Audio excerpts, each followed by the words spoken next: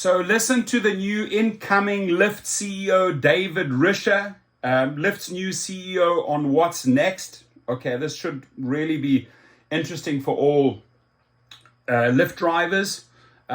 Cost cuts, not a good thing. Hopefully within the company, not with drivers again. And possible sale, right? Here's the one, and possible sale. It could be that Amazon is going to buy this company. And I'll tell you why, because he comes from Amazon and maybe they did some deal. Go in there, see if you can get it up. And if so, we will buy it. We are ready to fight, he says. Where do you want to go fight? Do you want to go fight with Uber? Head to head? You're not going to go anywhere, right? You need to be fighting for drivers so that you get their support, right? Because without the drivers, you are nothing, David Risher.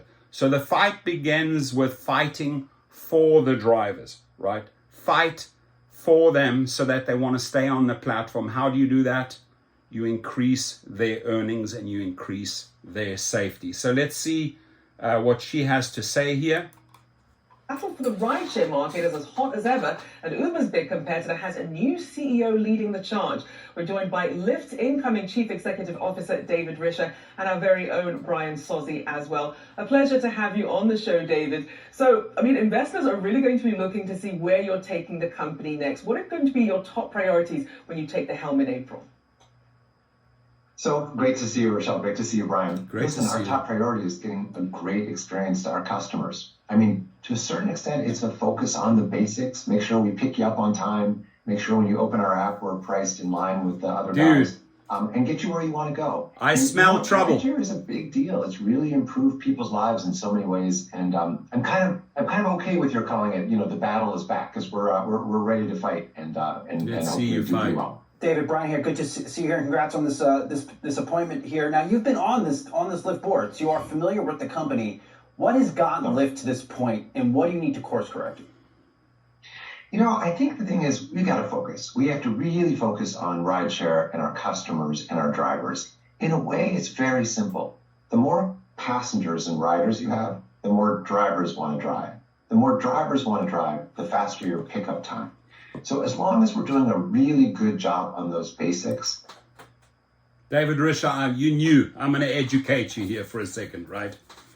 The more passengers we have, the more drivers we will have, right? So he thinks that, it's going to be we're going to get this to be a very busy platform.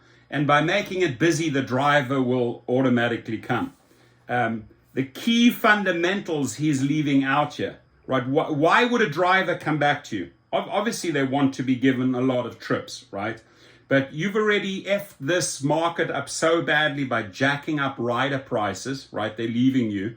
So there's obviously a thin base of passengers out there. And then why should a driver engage with a thin base of riders where you're perhaps putting out a lot of fake surges, fake bonuses, right? When they're not really out there, but you're pretending they're out there and you're not paying them.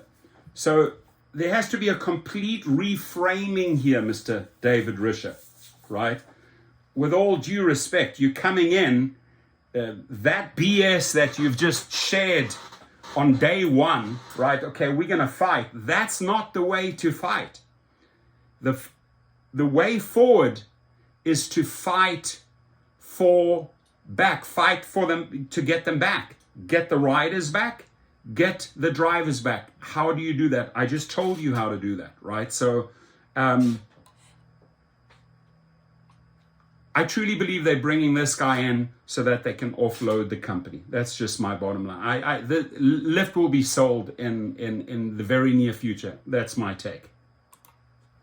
That's going to get, us part of the way there. And then, of course, there are questions that I know you're going to want to ask about where we're going to go in the future. I probably won't be able to say too much about that just yet, but we've got a lot of big plans already growing. And I know you said, now is going to be that time for that battle. We know you don't want to really compete with Uber in its existing services. So what would the plan be if you're not going to compete in those same spaces? Well, look at what Uber's doing. So Uber has decided, I think their business model depends on being able to deliver, pizzas tuna sandwiches and packages and all kinds of other things. The problem that I see with that is, as a rider, I'm just not that excited about getting in the car with the tuna sandwich. And as a driver, the idea of double parking, outside the restaurant and getting a ticket, and then it's just a different thing, and not getting paid as much, by the way, as you do for rideshare. Dude, you haven't even spoken for 5 minutes, and I'm sorry, I'm already losing a lot of faith in you. Like bringing in the tuna sandwich and the parking. No, the bottom line is you can't compete on the food delivery side, right? What you should be doing is say, hey, we have an aggressive game plan to incorporate other services, right? Like food delivery.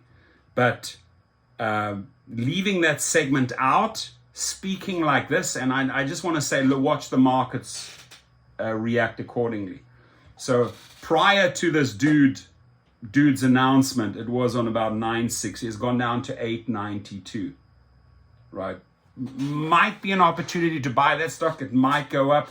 From what I've heard so far, I don't think he has any clue what this business is about.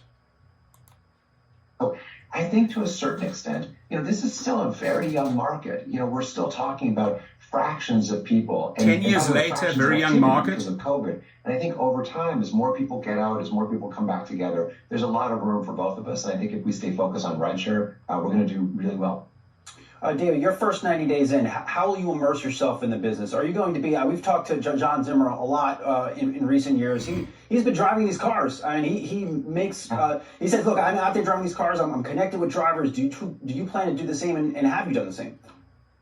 Yeah, I haven't yet. I did get my car inspected this past weekend. Good news, it passed. And I also passed the background check, so, I'm well on my way.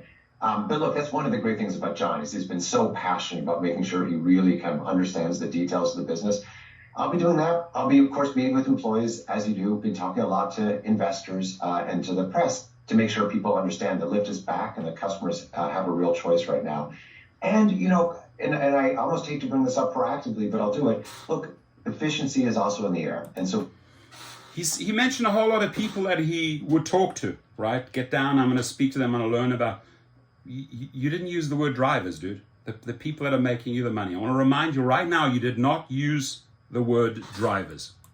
I focus on doing the absolute most important thing so that our drivers and our riders get the best possible experience at a price that's in line with what the competition now offers. On efficiencies, David, now Lyft has been very aggressive in cutting expenses. Do you see more opportunities to do that? And then secondarily, some data out this morning by on the sell side saying some trends in your business have started to stabilize towards the end of the quarter. Anything you can share there? Can't really share there. I think you kind of understand why. But I will say that for the last 15 years, 14 years, I've been running an organization that has to solve big problems, in this case around literacy for world leader, but with very, very small budgets. And so I'm very, very comfortable with the idea that, honestly, sometimes you can sort of get twice the team, without twice the people. So we're doing a lot of work there to try to figure out how to get our costs as good as they can be. And I know you do a lot of focus on the customer experience, and during the pandemic, you had a lot of people working from home. At this point, still expecting some sort of long-term hybrid work experience. How will you then grow the company from here if that is going to be the longer-term trend? Yeah, it's interesting. Of course, there are going to be hybrid work environments. There's no question. That's the new reality. But I would say, if anything, I'm feeling a bigger push to say, let's get people back out of the house and back to work. And that's not just sort of a philosophical thing. It's a practical thing. Decisions can be made faster. Mentoring happens more. At a time where consumers are under so much financial pressure, companies like us have to work really hard to make sure we're providing the best value. And frankly, a lot of the time that happens with people together in front of a whiteboard. So, I sort of think, it's a mistake to think that we're going to be cloistered in the future. And not that you said that, but I actually think over time, more and more people will want to get out and back together. That's where the magic happens. To drive that magic, you need drivers, David. Do you have that access to the labor pool that you need? We do. Driver supply is always an issue. The truth of the matter is, if you pay well, and we for sure have to focus on that, drivers tend to come. It's interesting. I had a great ride with a driver in Atlanta, and he said, what I love about driving for Lyft is I'm never going to go broke. I'm never going to go broke. I just have to drive. And same with the guy here in San Francisco, Luis, great guy. He said, look, in construction, I make $600 a week, and that was the top. I couldn't go above that. There just wasn't more work than that at my level. But I can drive as much as I want. And then in 2 weeks, I have the control to be able to go to a bachelor party. So I think for drivers, actually, there's a lot of upside for them still. And so how do you plan on perhaps streamlining some of these costs while also improving pricing? Upside for drivers. We're going to call you on that, David Risher. The only upside for drivers is you start paying them better and you start keeping them safer, right? Your little bullshit Atlanta and San Francisco stories don't add up. They really don't add up, because you're basically saying, hey, you drive more, you earn more. No, you want to, for the driving hours, you want to be paid appropriately. The drivers will not come back otherwise, right? He thinks, oh yeah, you can drive more, you can earn more, and you can stop when you want to. Even if you're driving more, 60 or 70 hours, you still want to make sure you're getting paid. Right now, Lyft drivers are not getting paid, Mr. Risher. So you're on day one, and we're going to hammer you, because otherwise we're going to chase you out like the other two clowns, John Zimmer and Logan Green, right? We'll chase you out because they were rubbish. They did not perform. They brought it down to $9. They bring this guy in and think, okay, the whole world's going to change. I truly think they brought this guy in here to get a few things going and then prep Lyft for the sale. Not just for the drivers, but also for the customers as well. Yeah, that's my challenge, but I'm up for that, right? And I think, people think in trade-offs sometimes, but I think this is one where you don't get to choose. You both have to be price competitive. You have to be priced in line with where the other guys are, and you got to deliver a great service. And that's just, like so many businesses, you just have to figure that out. And we're very focused on making a profitable company long-term. So that's my challenge. David, what do you think the end game is here for Lyft? Is it part of another brand, another company, another tech player?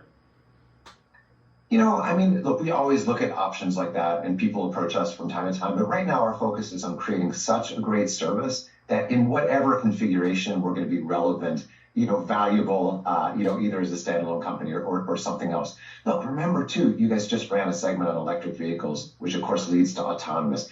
As autonomous vehicles happen and you start to see, interesting experiences within rideshare where maybe it's not a driver in the front seat, but a barista, all sorts of fun things can happen, or a karaoke bar, I don't know. But if you sort of look way, way out, rideshare networks like this, like ours, are going to be really, really valuable. Certainly a long play there indeed, but we're excited to see what happens here. We're excited to see, oh my God, I have heard 7 minutes.